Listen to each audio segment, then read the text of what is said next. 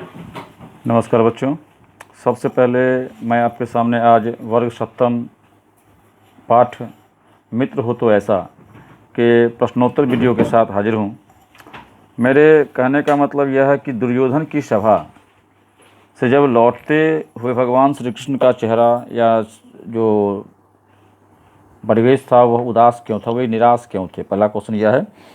तो मेरा कहने का आशय यह है कि भगवान श्री कृष्ण दुर्योधन की सभा से जब लौट रहे थे, दुर्योधन की सभा से लौटते वक्त भगवान श्री कृष्ण का चेहरा इसलिए निराश था या भगवान श्री कृष्ण इसलिए निराश थे क्योंकि वह जिस आशा के साथ दुर्योधन के राजमहल में गए अर्थात हस्तिनापुर को गए और जिस आशा के साथ गए थे वह आशा उनकी पूर्ण नहीं हो पाई। वो संधि प्रस्ताव को लेकर दुर्योधन के पास गए थे कि किसी तरह से यह संधि हो जाए तो दो भाइयों में लड़ाई नहीं होगी, एक युद्ध टल जाएगा। परंतु दुर्योधन कहाँ मानने वाला। दुर्योधन तो भगवान श्री कृष्ण के क्या किसी के भी कहने पर पांडवों का हित नहीं कर सकता था। वह हमेशा से उनका केवल और केवल विनाश सोचता था कि किसी प्रकार से किसी भी कारण से केवल और केवल पांडवों का विनाश हो। इसलिए जैसे भगवान ने कहा हो न्याय यदि तो आधा हो, आधा दो, यदि उसमें भी कोई बाधा हो तो दे दो, केवल 5 ग्राम रखो अपनी धरती तमाम। तो उसने कहा आप 5 ग्राम की बात करते हैं, मैं तो उसे एक सुई की मात्र कण मात्र भी ज़मीं ना दूं, और अगर उसे युद्ध ही प्यारा लगता है तो मुझे युद्ध ही सही है, मैं युद्ध करना पसंद करूंगा, परंतु उसे ज़मीन देना पसंद नहीं करूँगा। तो भगवान कृष्ण भगवान जो थे वह दुर्योधन की ऐसी बातों को सुनकर काफ़ी हतोत्साहित हो गए और वो वहाँ से निराश होकर लौट पड़े।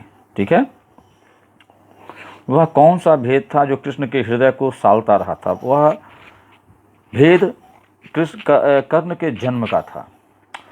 भगवान श्री कृष्ण जानते थे कि कर्ण की माँ कौन है। भगवान श्री कृष्ण जानते थे कि कर्ण जो था वह उनकी बुआ कुंती का बेटा था। अब सवाल ये है कि कुंती जो थी वह जानती थी मेरा ही बेटा कर्ण है, परंतु भगवान श्री कृष्ण को यह था दिमाग में बातें थी कि कर्ण तो नहीं जानता कि उनकी माँ कौन है, और उसे इस बात का एहसास, क्योंकि वो जानते थे हस्तिनापुर के युद्ध का परिणाम वो पहले ही जानते थे, तो वो जानते थे कि लेकिन उनका यह मन हमेशा बार बार अपने आप को एक बढ़ावा दे रहा था कि आखिरकार कर्ण को यह बात अवश्य बतानी जाए कि उसका जो था आखिर इस प्रकार से जो बंधन युक्त जीवन चल रहा है वह चोट में है कि मेरी माँ कौन है, पिता कौन है। इस प्रकार की बातों से वह काफ़ी उग्र रहता है। तो उसे उन्हीं के मन में यह था कि इसे बताना आवश्यक है कि उसकी माँ कुंती है, वह एक राजपुत्र है, वह सूतपुत्र नहीं, वह सूर्यपुत्र है।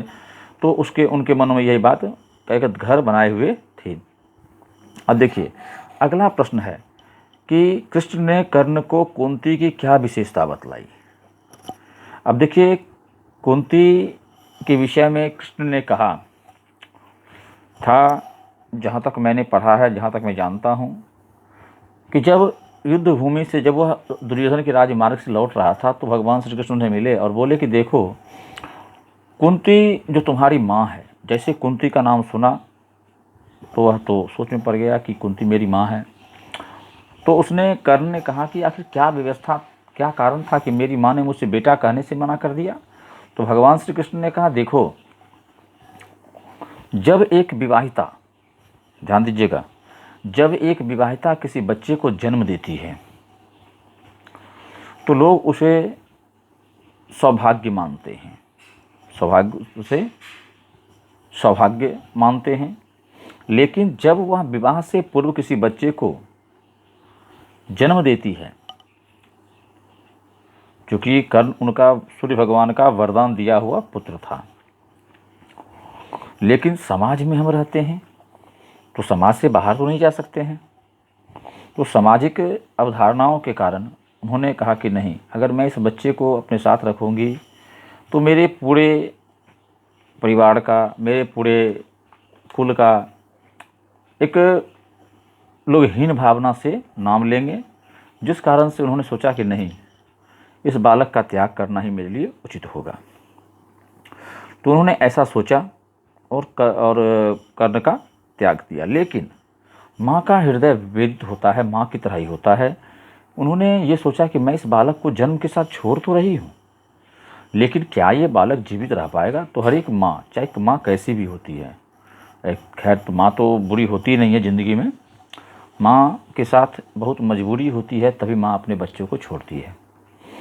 तो कुंती ने सोचा कि चलो इसके लिए कुछ व्यवस्था किया जाए कि ये जीवित रह सके। तो उन्होंने भगवान सूर्य से कहा, आप इसे एक ऐसा दिव्य कवच और कुंडल दीजिए, या ऐसी व्यवस्था कर दीजिए कि इसे कोई प्राणी मार ना पाए, इसे भूख ना लगे, इसे कोई शत्रु आघात ना पहुंचा पाए, ये जीवित रहे मेरा पुत्र, ताकि कभी ना कभी तो मेरी उससे मुलाकात हो सकेगी।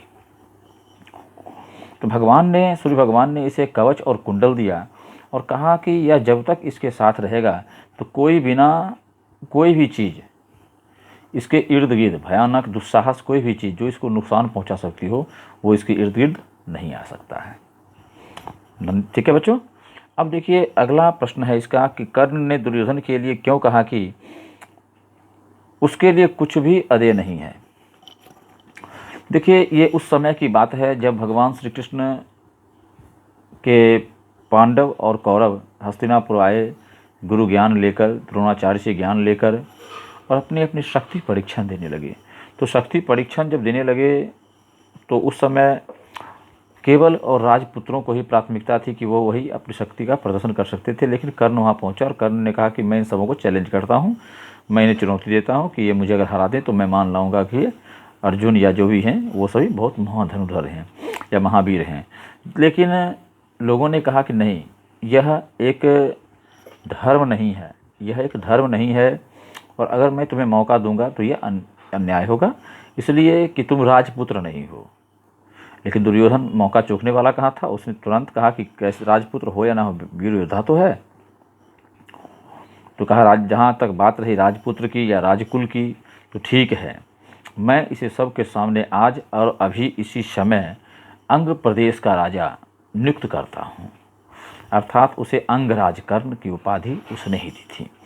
जो सम्मान उसे भीड़ सभा में, जहाँ सभी लोग उसे अपमानित कर रहे थे, उस सभा में जब उसे दुर्योधन ने सम्मानित किया, जिस सम्मान को पाकर उसका हृदय गदगद हो गया, और उसने कहा कि उस सम्मान के बदले अगर वह मुझसे मेरे प्राण भी मांग लेता है तो मुझे देने में कोई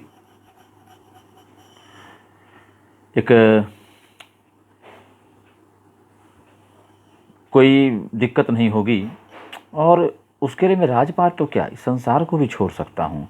मेरा मित्र कैसा भी है, मैं उसके लिए कुछ भी ऐसा चीज़ नहीं है जो मैं उसे नहीं दे सकता। जो मेरे पास है और जो मेरे पास होगा वो सारा का सारा मैं उसे दे सकता हूँ।